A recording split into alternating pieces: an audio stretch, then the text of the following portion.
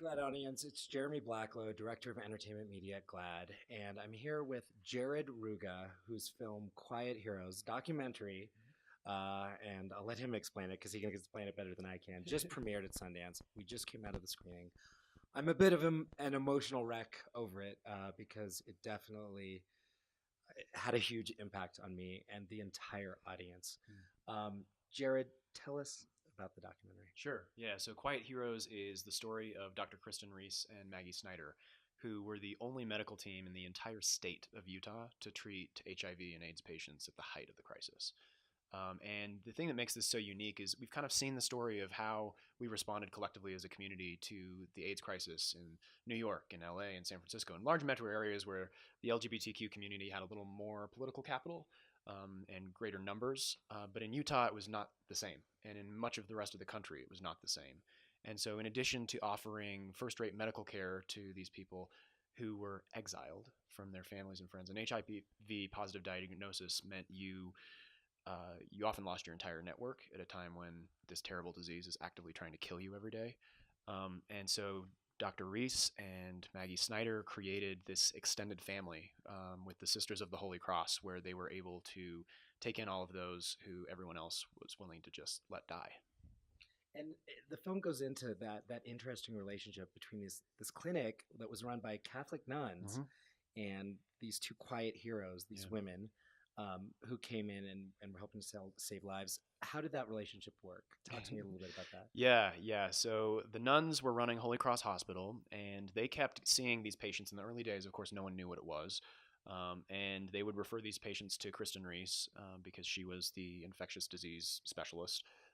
And eventually she was getting so many that they just brought her in-house at Holy Cross, and she had a private practice there. And the nuns were running the hospital, and they were doing it at great personal cost. I mean, as you can imagine, it's very expensive to treat end-stage AIDS sufferers, and doing that year on year on year, you deplete the capital pretty quickly. And so eventually the hospital had to close, and the nuns sold it to a private company. They kind of scattered all over the country. And Kristen and Maggie, the medical team running the clinic, were able to move up to the University of Utah. And they established Clinic 1A there, which is now still the premier HIV clinic in the Intermountain West. So you interview a number of people in this film, and one particularly poignant story is the story of a woman who was married to a man who she knew was gay, and they had a family. Right. And she ended up contracting HIV from her husband. Yeah. And they were Mormon. Yep. Tell me a little bit about their story. Sure.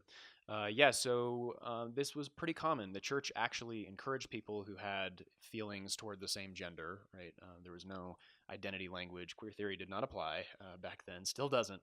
But people who were gay, as we would call them, or LGBTQ, were told to marry women, these men who were having these urges for other men. And that was supposed to cure them. You know, you go on a mission, you get married, you have kids, and your problems will be solved.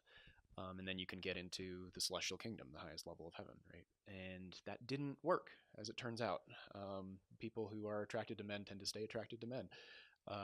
And as a result, these guys, including Stephen Smith, who was the character in our film, the subject in our film, would go on the down low, you know, and they were risky about it because it was already something they were ashamed of. And so it's pretty incredible how far we've come in 30 years, even in Utah. And that's what really makes this film a story that is very Utah. You know, what did it mean to be able to premiere it here in Park City in Utah? Yeah, it was fun to have a local story premiere at Sundance. I'm a big film buff, and so I've been going to the festival every year since I was 16 years old. And to have the first film that our production company produced get accepted to the festival was crazy, totally surreal. Like, we weren't expecting it at all. We submitted on a whim, and we're like, well, we just lost $100 for the application fee, and then we got in. And going back to Kristen and Maggie for a second, I want to just go backward on another point. You know, the film's called Quiet Heroes because they are not people who want to be in the spotlight. They're self-confessed introverts. They are. What was it like as a documentary filmmaker trying to put two introverts who their entire lives have just softly operated behind the scenes, front and center? Yeah. We definitely had to warm them up. At first, they didn't understand why we wanted to tell their story. They didn't think that what they had done was remarkable. They just said, "Look, that was our job. It was like we were stocking the grocery store shelves or taking out the trash. Like that's just what we got paid to do. We went to school for it, and we couldn't have done anything else." And so it took a little bit to get them to warm up to the idea that we were going to build a story around them. And I think what eventually clinched it was we said, "Look, yeah, your clinics are kind of the main narrative thread here, but we're going to talk about Salt Lake during the period. We're going to bring in other people's stories and really flesh out the color of the era." And they said, "Okay, all right. Well, as long as this isn't like a puff piece about us, then we're happy to be involved."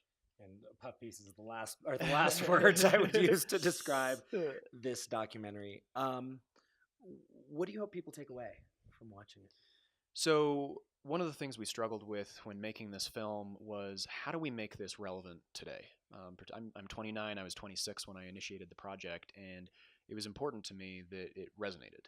And so we shot with some younger people who were in their 20s and 30s who are HIV positive, and we tried to incorporate that, but it just felt like a tangent. It felt like we were diverging too far from the core story. So we ended up cutting those scenes. But the two things that I'm happy about it kind of being applicable today are, first of all, it's a story of people who do the right thing, who have hope and resilience in really dark times, and they're not afraid to stand up and protect their own community when it comes at great personal cost to themselves.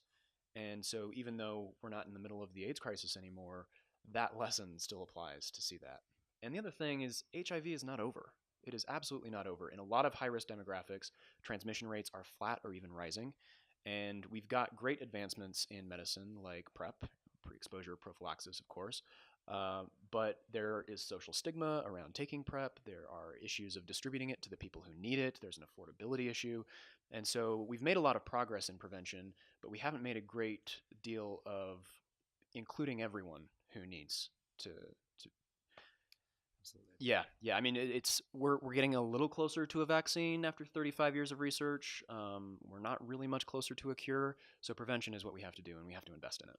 So important. And tell me a little bit about, there's a new PrEP initiative that this film is sort of a part of. Tell me about that a little bit. We were just talking about it. Yeah, so at Clinic 1A, the clinic that Kristen and Maggie started after they moved from Holy Cross, University of Utah, it is a free PrEP clinic, and it's in the process of opening now.